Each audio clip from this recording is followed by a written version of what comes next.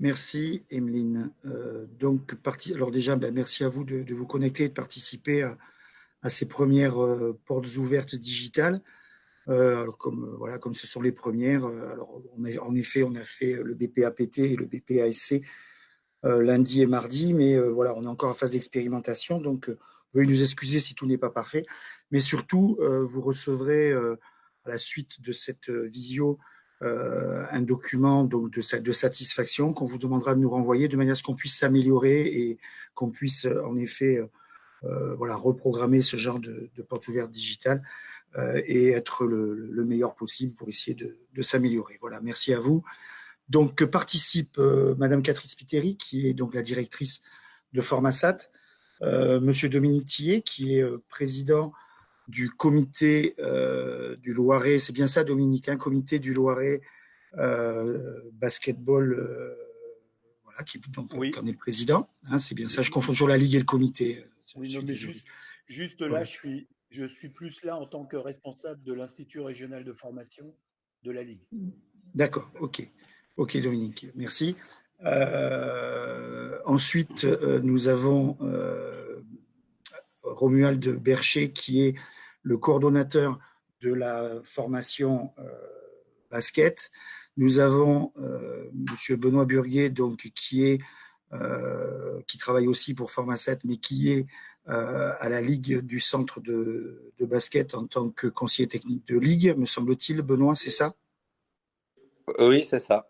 Merci. Je suis Et qui s'occupe coordonnateur en fait du et basket. coordonnateur avec Romuald de la formation Oui. sur le basket. Enfin voilà, je vais vous expliquer tout à l'heure. Et ensuite, nous avons donc Emeline, qui est notre chargée de communication et qui va gérer l'aspect technique, et Faïdine, qui est notre apprenti en communication et qui assiste aussi pour Formasat à cette visio. Voilà. Alors le BPGEPS basket donc est mené on va dire, en collaboration étroite entre Formasat et la Ligue du Centre Val-de-Loire de basket, donc qui est en charge de tout ce qui est pédagogique, plus proprement dit, puisque voilà la Ligue de basket et Dominique, donc, qui représente l'Institut de formation, porte le projet du BP basket au niveau de la Fédération française de basket.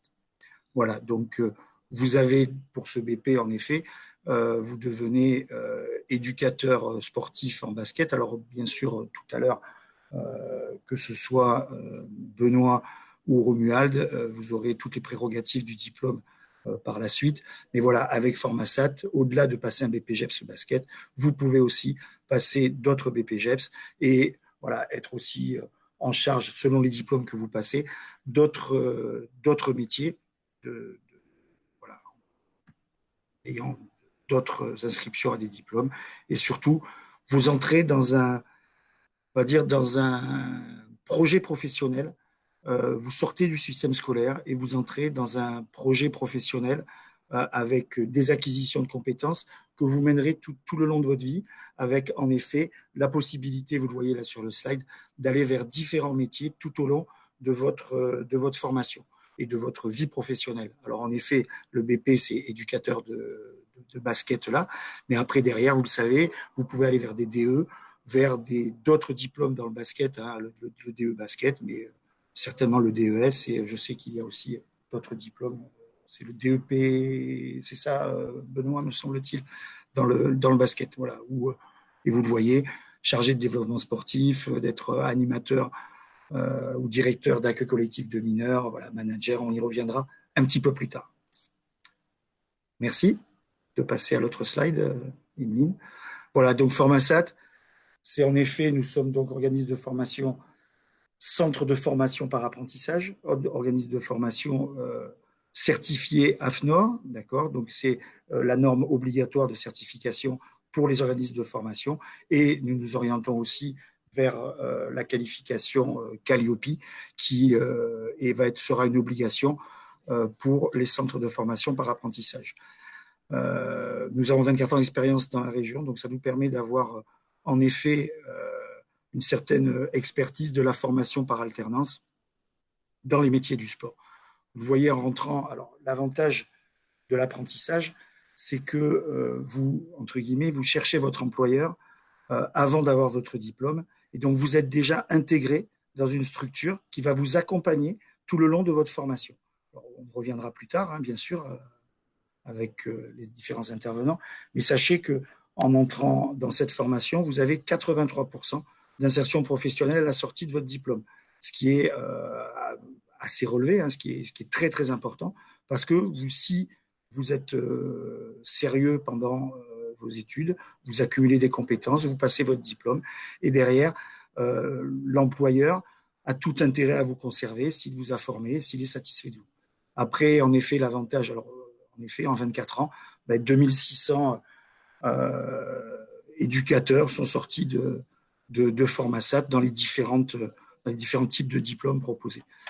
Alors l'avantage un petit peu de la formation en apprentissage, c'est que nous, on a fait le choix d'avoir des pédagogies, vous voyez, pédagogie innovante, et vous allez tout au long de votre formation participer à des événements. Alors en basket, vous allez participer par exemple au grand tournoi de 3-3, c'est un Open de France, me semble-t-il, place du Mar 3, vous participez à cet événement alors pour accueillir des scolaires, pour accueillir différents participants et vous faites partie intégrante de cet événement. Vous avez aussi des liens avec les centres de formation des clubs professionnels, vous êtes en observation d'entraînement professionnel, etc. Voilà, vous avez un vrai partage de différents événements ou de différents clubs avec lesquels on a des partenariats, avec lesquels on travaille. Vous avez aussi des possibilités de formation sur le handicap, sur le sport santé aussi, et aujourd'hui, on l'a vu avec la crise sanitaire dans laquelle on est, vous voyez là, ces portes ouvertes, la formation ouverte à distance, qui aujourd'hui s'est fortement développée et sur lequel Formasat est plutôt très, très au point. Et voilà, vous avez après 20 autres formations qui seront à votre disposition. On y reviendra rapidement tout à l'heure. Merci, Emeline. Donc, notre répartition régionale, donc le siège social est à Orléans. La plupart des cours se font à Orléans. Alors là, en partenariat avec la Ligue du Centre de basket, des cours se font dans les locaux de la Ligue du Centre à Fleury-les-Aubrais, me semble-t-il, ou à Saran, je ne sais pas, c'est entre les deux, mais voilà, c'est là. Nous avons aussi donc une antenne à Chartres pour les BP APT et une antenne équitation. Donc vous voyez le petit logo à Nogent-sur-Eure qui est pour les BP équitation et une antenne à Montargis sur ce qui est APT et ASC, mais qui aujourd'hui, voilà, on n'ouvre qu'une année sur 2 ou une année sur 3 en fonction des demandes. Nous avons Blois pour le tennis et nous avons des accords avec le CREPS de Bourges pour accueillir des jeunes en apprentissage, en particulier sur le judo. Des nouveaux locaux à Formasat. Nous avons déménagé donc il y a un an, pratiquement jour pour jour, de 400 mètres carrés environ. On est passé à 850 mètres carrés avec 5 salles de cours destinées en effet qu'aux cours que vous avez là pour certaines en photo avec des espaces modulables. Voilà, des locaux tout neufs, une grande salle de séminaire qui peut servir aussi pour les cours et bon, un espace pour les jeunes de manière à pouvoir prendre vos repas sur place, un parking, etc. Et vous avez vraiment des conditions, vous voyez là des écrans et ainsi de suite, vous avez des conditions de travail qui sont les plus, on va dire, modernes possibles, autant que l'on puisse. Donc les différents diplômes, donc là en effet le BPGEPS, vous l'avez sur le slide tout à fait au départ, donc des diplômes de niveau 4. Donc vous avez le BP basket sur lequel là vous êtes, mais vous avez aussi la possibilité de pouvoir passer d'autres BP. Hein. Les formateurs après vous diront quels sont les liens qu'il peut y avoir entre les différents BP. Voilà, donc on a 7 ou 8 BP qui sont référencés. Vous avez un DE tennis. Vous avez une formation en préparation mentale et coaching donc, qui est mise en place cette année. Là, bon, avec la crise, là, on a été obligé de la décaler, mais qui va normalement avoir lieu dès septembre. Donc sur la préparation mentale, ce qui peut évidemment servir dans votre choix de carrière professionnelle. Ensuite, nous avons des diplômes sur le champ du sport, les diplômes sur le champ de l'animation. Donc, des diplômes que nous sommes en train de développer avec le CPGEPS, qui est un diplôme de niveau 3, donc qui est en dessous du niveau du bac. Après, vous avez le BPGEPS Loisirs tout public et un certificat complémentaire qui est vraiment intéressant d'accueil collectif de mineurs, qui vous permet d'être directeur d'un centre de loisirs, d'une colonie de vacances ou d'un camp, pourquoi pas, d'un camp basket. Ça peut être une opportunité aussi complémentaire. Nous avons aussi des parcours de préparation au métier, donc une classe préparatoire, une préformation qui permet aux jeunes qui aujourd'hui ne savent pas trop quelle est leur voie, première des choses. Deux, qui n'ont peut-être pas encore d'employeur ou qui sont dans une recherche en effet de savoir quel est le bon BP pour eux, parce qu'ils ne sont pas encore bien déterminés là-dessus. C'est une classe qui leur permet, c'est une espèce de SAS, qui leur permet de mieux choisir leur voie professionnelle et de commencer à rentrer en formation avec des expérimentations accompagnées à chaque fois, qu'elles soient pédagogiques ou théoriques.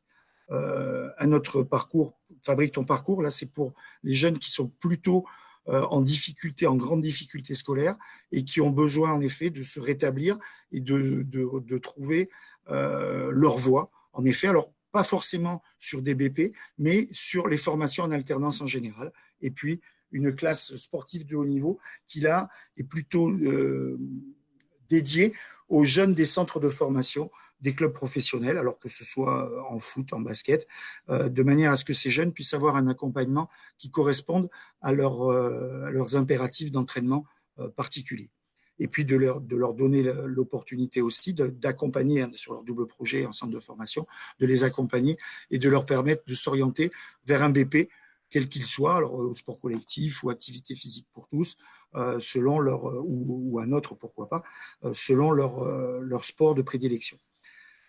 Et nous avons ensuite deux autres diplômes, un titre professionnel donc de niveau 5 qui est un diplôme de manager de petite et moyenne structure, qui est un diplôme très intéressant en tout ce qui est ressources humaines dans une entreprise ou dans un club sportif. Un club sportif qui a une certaine envergure a besoin, comme toute entreprise, de fiches de paie, de ressources humaines, de contribution sociale voilà, dans l'entreprise. Et tout ça, c'est des choses que vous apprenez avec ce diplôme et qui est un diplôme qui est intéressant pour les clubs sportifs, mais aussi pour les entreprises. Et puis, développeur web, donc c'est un diplôme qui vous permet d'acquérir des compétences sur la maintenance des sites web, sur les réseaux sociaux, voilà, sur tout ce qui est programmation digitale et qui permet de pouvoir, dans un club, s'occuper du site internet, de le mettre en valeur, on va dire de l'agrémenter ou de le créer, etc., de manière à ce que le club puisse avoir des moyens de communication les meilleurs possibles. Donc voilà, c'est aussi une possibilité qui est offerte. Comme je vous le disais tout à l'heure, beaucoup de partenariats pédagogiques. Alors vous avez là, en effet, des événements, le Père Chély de Tours, l'Orléans Master, des interventions sur le handicap, des clubs sportifs, je vous en parlais.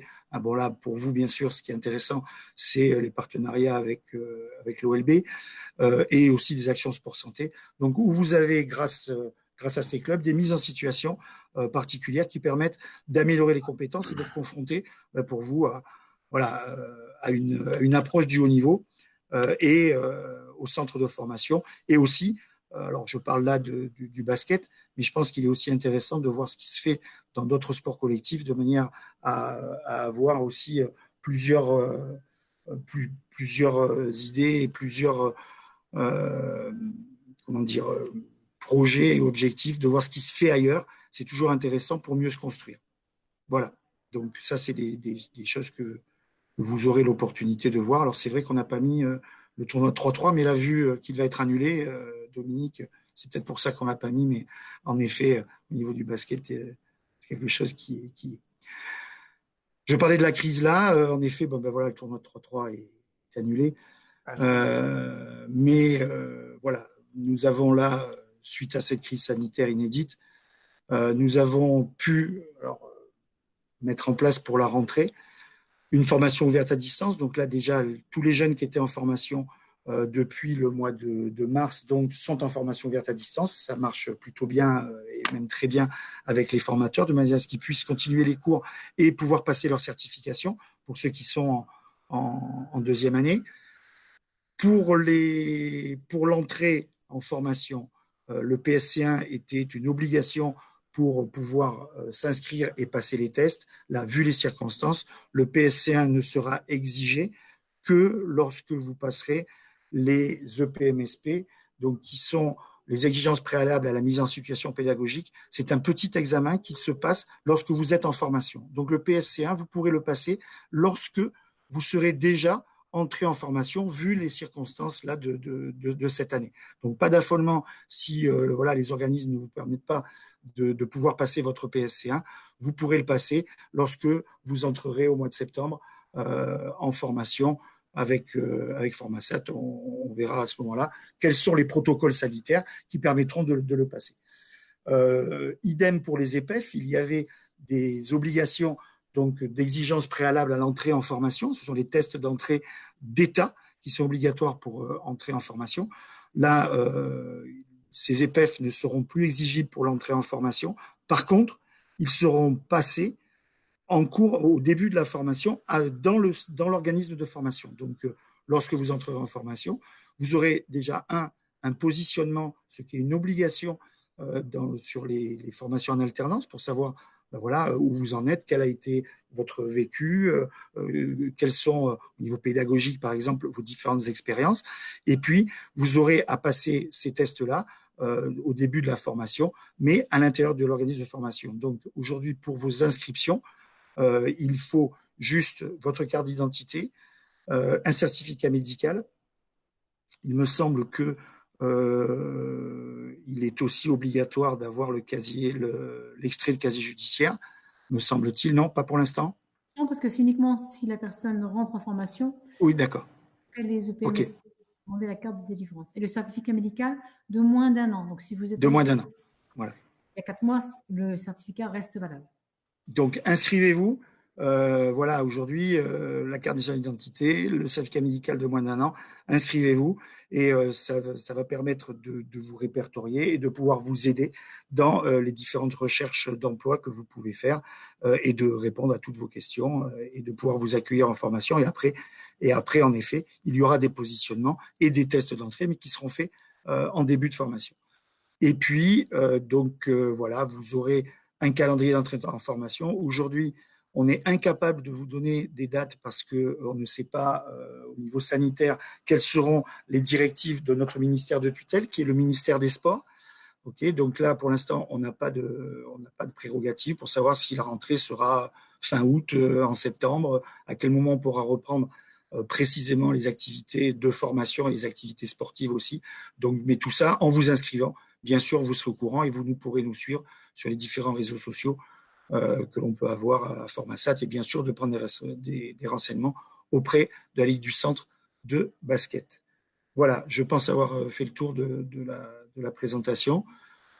Si maintenant, Romu, voilà, après vous pouvez poser des questions par le chat, bien sûr, et puis à la fin de la présentation de Romuald, on pourra peut-être poser des questions en direct. Emeline, s'il y a quelques questions qui arrivent, et puis après on pourra continuer ensuite. Voilà, merci à vous de votre écoute, et Romuald, si tu veux bien enchaîner, tu es parfait. Bonjour à tous. Donc, je vais vous présenter le BPGEPS basket. Je laisserai la parole après à Benoît Burguet afin qu'il présente notamment les diplômes fédéraux qui sont inclus dans la formation BPGEPS basket. Alors déjà, une chose importante, c'est que le BPGEPS basket, c'est un BPGEPS qui est assez récent. On l'a mis en place il y a 2 ans, donc comme disait Didier, en collaboration avec la Ligue du Centre de basket. Donc l'idée, c'était de faire en sorte que les jeunes puissent développer des compétences dans le métier d'éducateur sportif de basket. Et surtout, nous, ce qui nous tenait vraiment à cœur, notamment avec Benoît Burguet, c'était d'y inclure dans la formation BP les formations fédérales. Ce qui n'est pas une obligation, mais je pense que c'est un plus pour que quand les apprenants sortent avec le BP, qu'il n'y ait pas que le BP pour pouvoir après mettre en place leur carrière d'éducateur sportif au sein des clubs de basket. Donc cette formation, à qui elle est adressée? Déjà, dans un premier temps, c'est important que la personne qui veut rentrer sur cette formation soit un passionné de basket. On est dans une formation qui est très spécifique, hein. Donc, si on n'est pas passionné, à un moment donné, il y aura souci. Passionné de basket, ça veut dire déjà, l'avoir pratiqué. Alors, la formation sur les EPF demande 1 an de pratique, mais je pense que c'est important d'avoir fait plusieurs années de basket dans des clubs, s'y être investi aussi, peut-être avoir fait un peu d'arbitrage, peut-être avoir commencé à entraîner avec des personnes diplômées. Après, bon, au niveau de l'âge, on peut accueillir des personnes à partir de 17 ans et demi, hein, il y a pas de, voilà, c'est à peu près la limite d'âge. Mais moi, je tiens vraiment à cœur, hein, le plus important, c'est la passion, hein. Je pense que Benoît partagera ça avec moi. Il faut vraiment avoir des gens passionnés qui vivent basket. Donc après, le BPGEPS Basket, donc c'est un BPGEPS en termes de contenu de formation qui est divisé en quatre UC. Donc, les UC 1 et 2 qui traitent du domaine professionnel. Alors, le domaine professionnel, qu'est-ce que c'est? Le domaine professionnel, c'est tout ce qui est lié à la connaissance de la structure, donc c'est-à-dire du club de basket, comment il fonctionne, mais aussi tout son environnement, c'est-à-dire quel lien a le club avec un comité départemental, avec une ligue régionale, avec la fédération, que peut mettre en place le club en termes de projet de développement, un projet de développement en termes de handicap, le développement du 3-3 par exemple. Voilà. Et du coup, dans ce domaine professionnel, il y a aussi la mise en place et la conduite de projets. Ça, c'est quelque chose qui est vital pour les clubs, hein. C'est-à-dire que l'apprenti, quand il arrive dans un club, l'idée, c'est qu'il amène aussi une plus-value au club en termes de développement. Donc, apporter de nouvelles compétences afin que le club se développe. Et puis, pourquoi pas qu'il puisse l'embaucher par la suite sur un emploi, on va dire, pérenne. Ça, c'est le premier domaine. Ensuite, on a l'UC3, qui est le domaine pédagogique. Donc, le domaine pédagogique, c'est le cœur du métier, hein. C'est tout ce qui est lié à l'animation, la préparation, l'encadrement de séances, construire des cycles. Donc, de basket pour tous les publics, hein, ça c'est important, hein. Donc, du baby basket jusqu'au public adulte, en passant aussi par le public en situation de handicap, hein. Donc, le basket 5-5, mais aussi toutes les formes de qui existent au niveau de la fédération, hein, le 3-3, mais il y a aussi du basket fauteuil, par exemple. Donc, on essaie de diversifier au maximum les animations, le basket scolaire, le baby basket, l'école de mini basket. Donc, voilà un petit peu ce qui est mis en place en termes pédagogiques. Alors, avec des partenariats forts, hein, Didier le disait tout à l'heure, notamment avec des clubs professionnels, mais aussi des écoles. Et puis aussi des personnes, des intervenants de la fédération qui viennent intervenir sur des thèmes très spécifiques. Euh, on a aussi travaillé sur certains événements. Donc, en effet, des événements vont être annulés cette année, mais on était en train de mettre en place un gros tournoi scolaire sur l'école de Saint-Denis-d'Hôtel. On a travaillé un petit peu sur le projet de 3-3 Place du Mar 3. Les jeunes ont participé aussi à l'organisation du tournoi de qualification olympique féminin à Bourges, qui n'est pas anodin, c'est quand même un événement international, donc c'était quelque chose d'intéressant. Donc ça nous a servi de travailler à la fois sur la PEDA, mais aussi sur le domaine professionnel.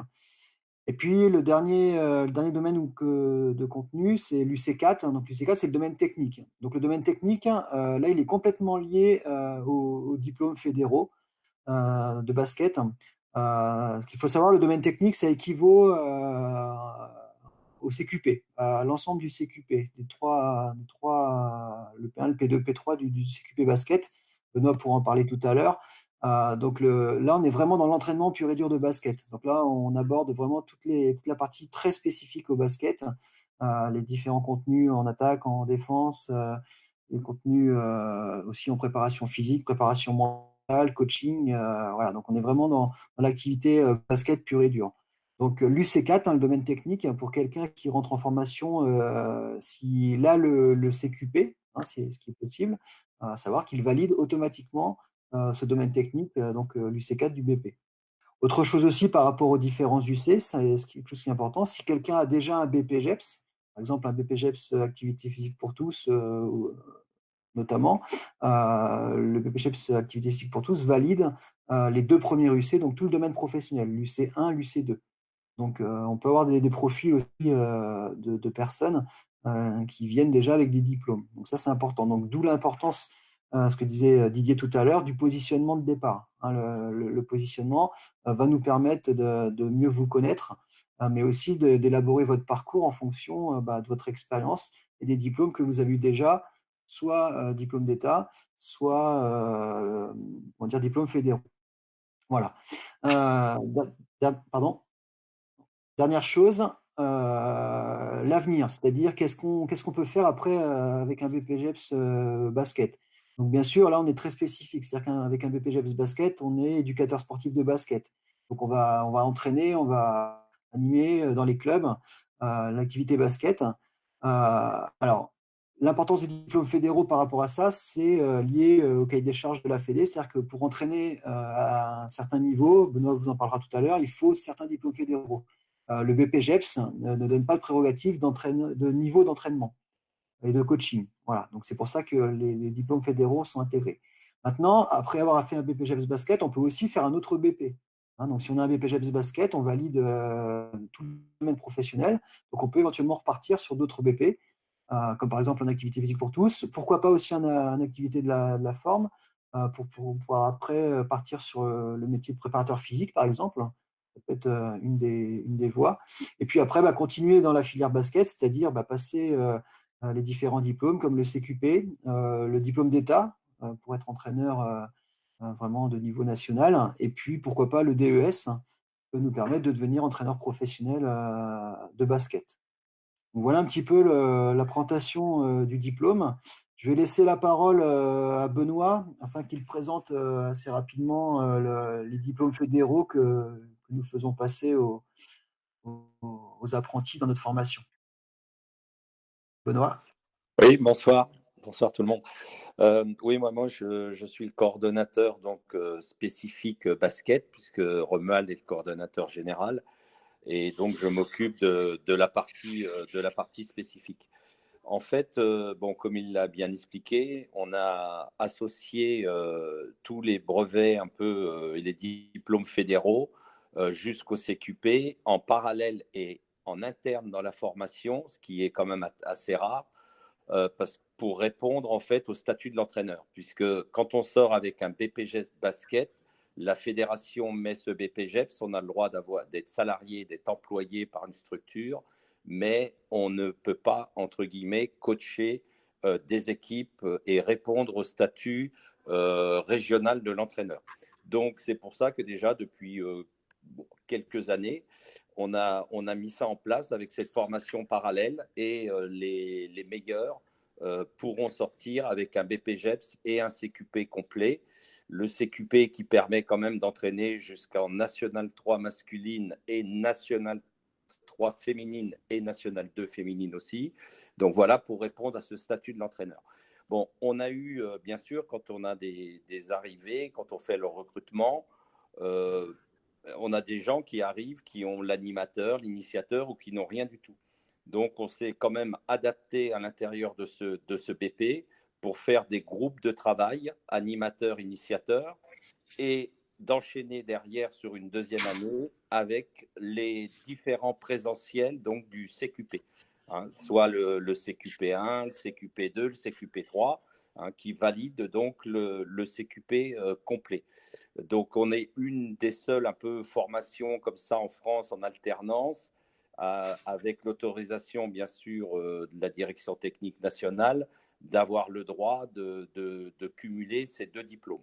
Alors, pour les gens qui font le CQP, donc quand ils arrivent par exemple directement à la formation BPGEPS avec un initiateur, vu qu'ils ont déjà acquis le PSC1, ils peuvent s'inscrire dès la première année au CQP1.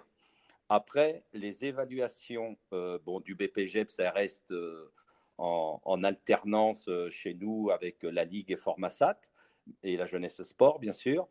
Et tout ce qui est CQP, par contre, on prépare les diplômes dans le cadre du BPGEPS et toutes les évaluations se font avec les autres de la Ligue. C'est-à-dire qu'il n'y a pas d'examen interne. Hein. Ceux qui veulent participer au stage à la Ligue et tout, ils peuvent y aller, mais ils sont validés et toutes les certifications de la pédagogie, des FOAD, c'est-à-dire qu'on a aussi mis en place les formations à distance pour valider tout ce qui est sur l'arbitrage, etc. Parce que par présentiel, il y a une FOAD. Donc ça, on le prévoit et ils le font dans le cadre des heures de cours du BPGEPS. Voilà, toutes les FOAD se font comme ça. Ensuite, donc, on a 2 sessions, c'est-à-dire des premières années, deuxième année, où ils peuvent, donc, les premières années sont en cours tous les lundis et mardis, et surtout l'après-midi pour le basket. Et jeudi, vendredi, on a les deuxièmes années.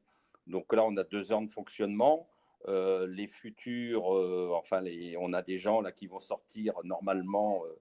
Bon, si on sort bien de la crise sanitaire, qui devrait sortir avec des diplômes cette année et être sur le marché de l'emploi. Voilà. Et bon, notre satisfaction quand même, c'est que déjà dans les deuxièmes années, on a déjà 3 ou 4 personnes, jeunes, qui ont déjà pratiquement des promesses d'embauche. Donc non seulement on peut répondre à un critère du statut de l'entraîneur régional, voire national pour les meilleurs, et en plus on peut sortir avec un diplôme pour être employé par un club de basket, bien sûr, puisque c'est un spécifique. Voilà. Donc, voilà, moi, j'espère que j'ai été assez clair là-dessus. Je veux bien.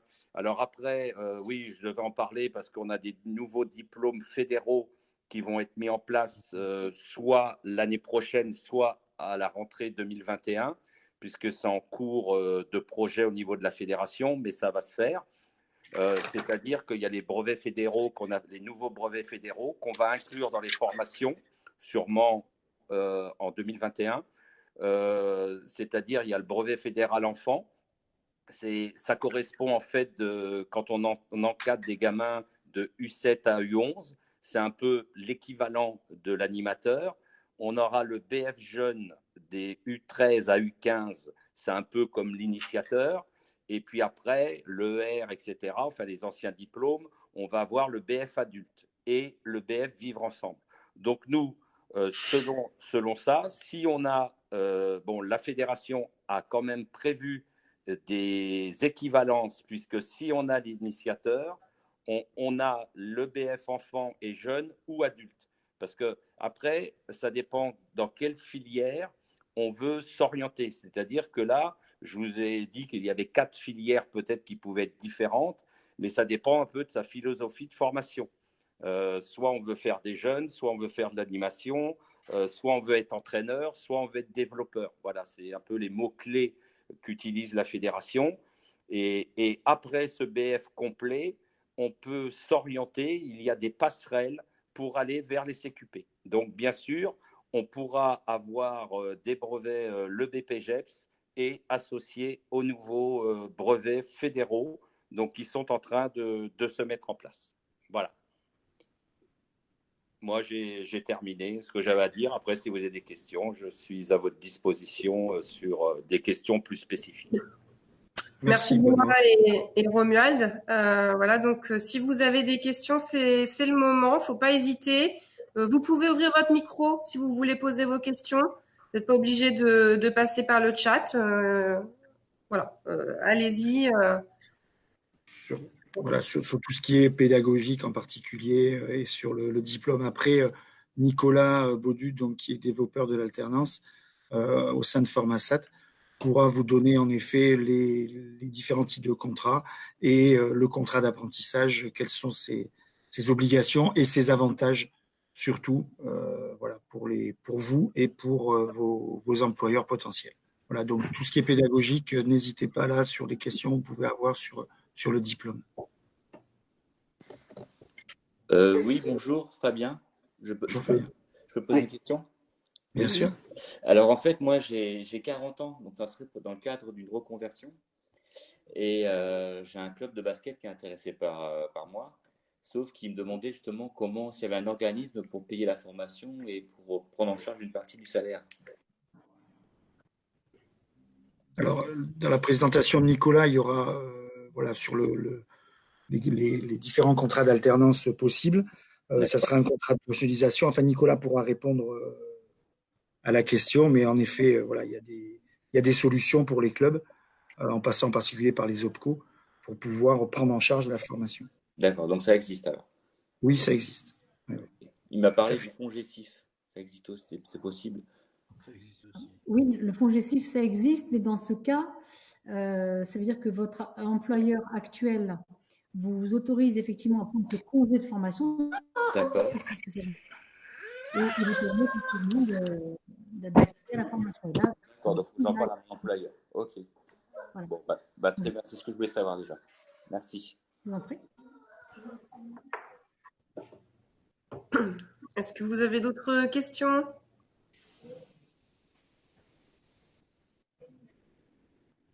On va pouvoir passer peut-être à la suite alors, si vous n'avez pas de questions. Est-ce que vous m'entendez? Bonjour. Bonjour. Oui, moi j'avais une question. J'ai un fils qui est relativement jeune, à l'opposé du monsieur d'avant, qui a 14 ans aujourd'hui et qui cherche un petit peu une voie d'entraîneur basket. Et j'aimerais connaître, alors c'est peut-être plus monsieur Burguet qui pourra répondre, la différence réellement en termes de diplôme entre le BPGEPS et puis donc le diplôme d'État. On part du même parcours scolaire ou pas du tout? Alors, Benoît, te ouais, je peux répondre peut-être. Romu, ouais, bien sûr. Oui. Alors, c'est le BPGEPS, en fait, c'est le premier diplôme qui permet de travailler contre rémunération dans le cadre du basket. Oui. Voilà. Le BPGEPS permet de travailler à temps plein dans le basket. Après, le DE, le diplôme d'État, c'est un diplôme de niveau supérieur. C'est-à-dire qu'il faut avoir le BPGEPS et surtout avoir de l'expérience pour entrer dans un diplôme d'État. Et c'est ce qui permet après d'entraîner à un meilleur niveau, en fait. Voilà. Donc, Après, un ordre chronologique. Comment? C'est donc dans l'ordre chronologique de commencer par le BPGEPS.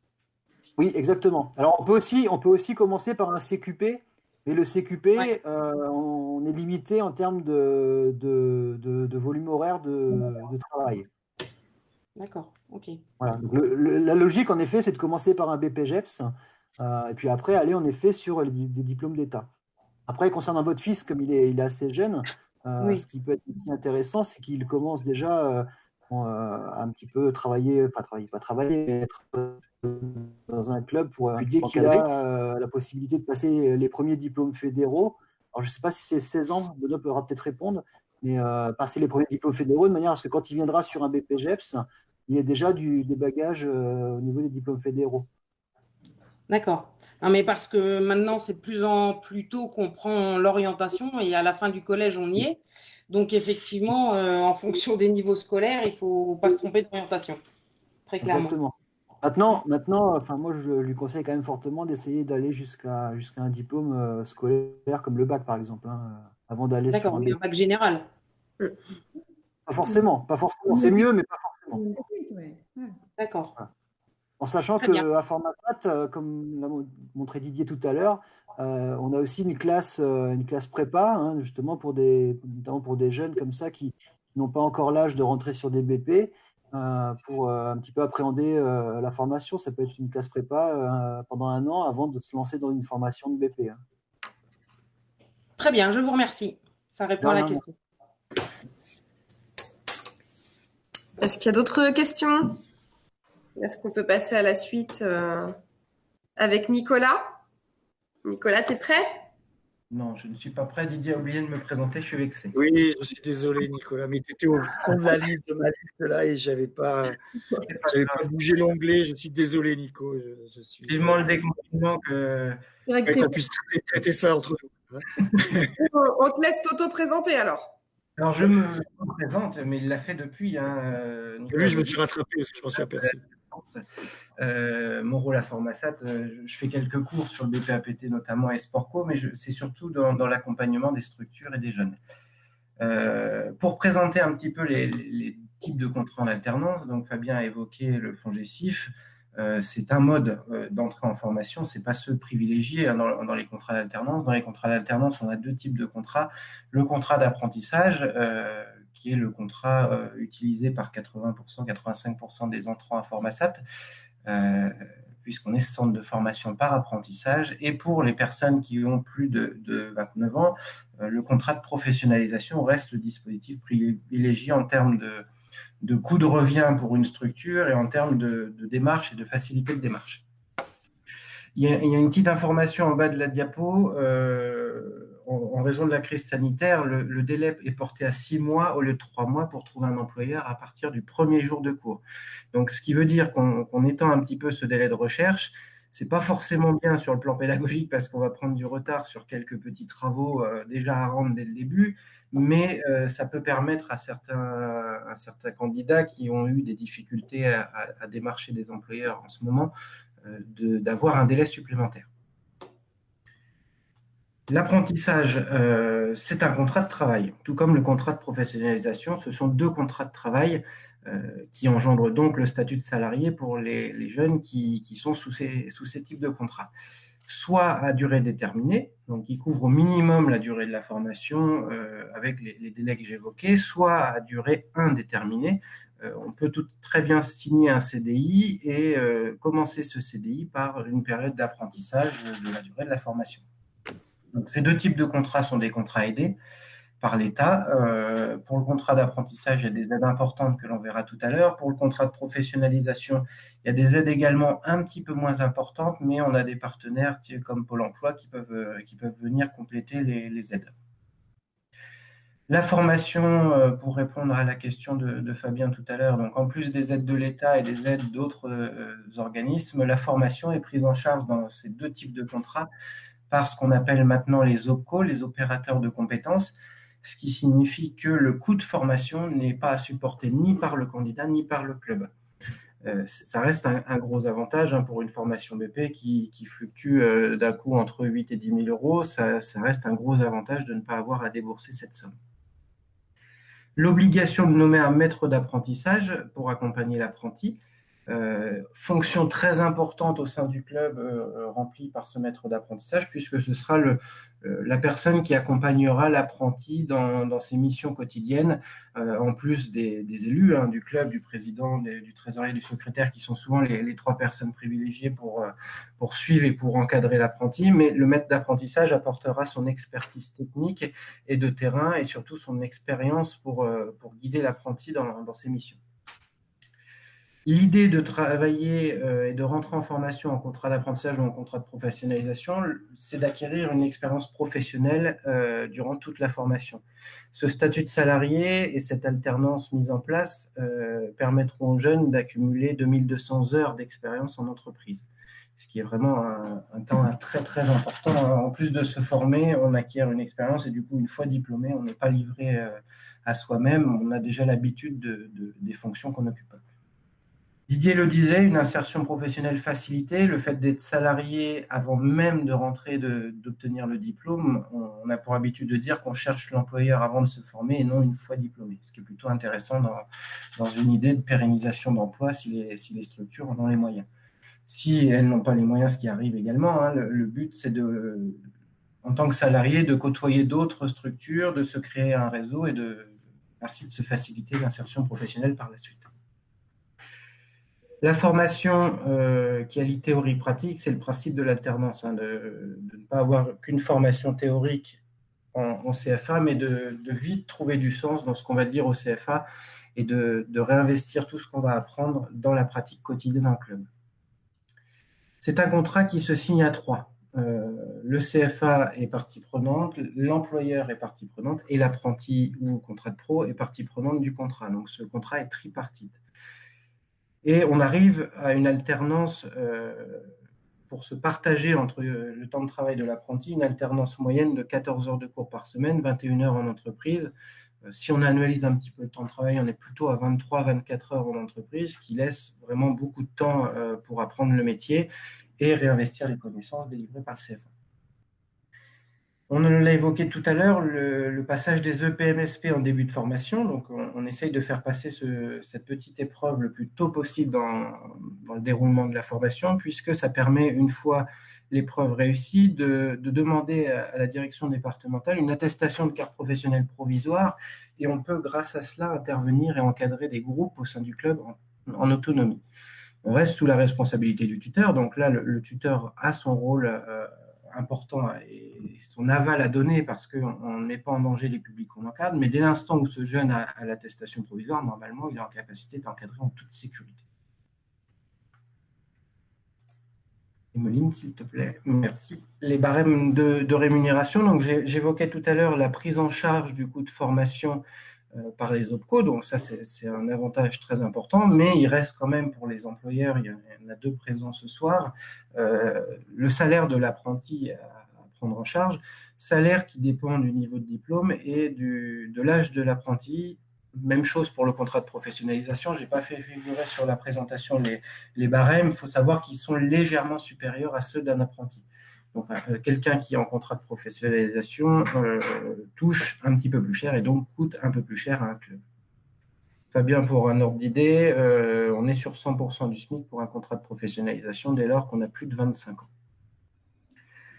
Les pourcentages, vous les voyez, donc on ne s'occupe pas du coup de la convention de l'animation, on est vraiment sur les pourcentages classiques pour tout type de métier. De l'apprentissage, donc 43% du SMIC en première année pour quelqu'un qui a entre 18 et 20 ans, et la tranche au-dessus, 53% de 21 à 25 ans.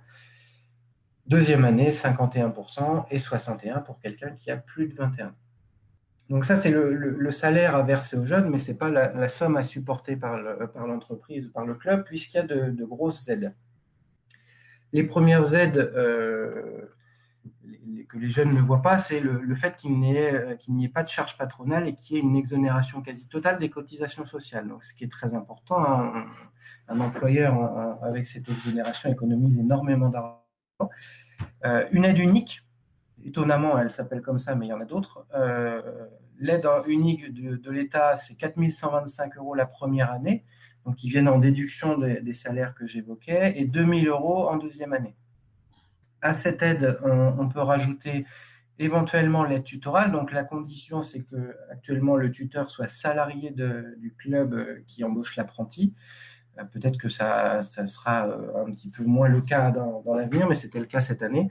Et cette aide se monte à 230 € par mois pendant 6 mois durant la première année. Donc, ce qui est une aide supplémentaire pour le club. Dernière aide que l'on peut demander, donc cette aide-là, la dernière, l'ANS, donc l'Agence nationale du sport, qui est un organisme qui remplace le CNDS. L'Agence nationale du sport permet au club de monter des dossiers. Actuellement, la période de dépôt de dossier a commencé mi-avril, le 14 avril, et se déroule jusqu'au 24 mai. Et on peut, en montant ces dossiers, essayer d'obtenir des aides supplémentaires, je les évoquais. Donc, pour des apprentis de 18 à 20 ans, on peut obtenir 2 000 € par an, donc 4 000 € en tout. Et pour des apprentis de 21 à 25 ans, enfin à 29 ans même, on peut obtenir 6 000 € en tout, 3 000 € par année. Donc, ça, par contre, cette aide-là, contrairement aux autres, elle est soumise à validation de la direction régionale jeunesse et sport.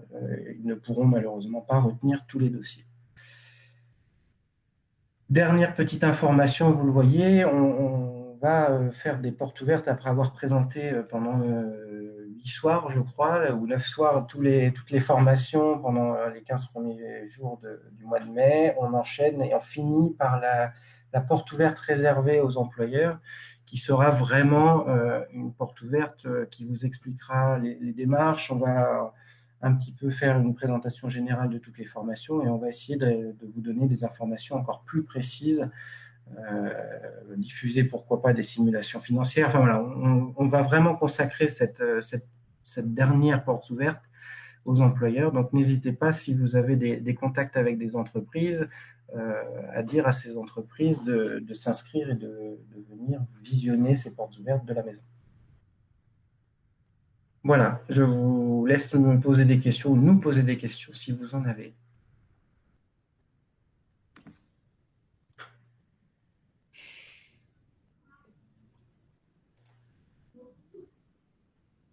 Personne n'a de questions? C'était tout parfait? Est-ce que Fabien, on a répondu à toutes vos questions? Oui, c'est bon, oui, j'ai compris. Voilà, donc je vais essayer de voir tout ça, mais j'ai compris. Et je vais essayer d'en parler à mon employeur, justement, des portes ouvertes. Voilà. Oui, voilà, c'est ce que j'allais dire. Il ne faut pas hésiter à l'envoyer chez nous, parce que lui va peut-être avoir d'autres questions qui vont émerger. Voilà, et c'est ça. on va pouvoir lui répondre directement. Ouais.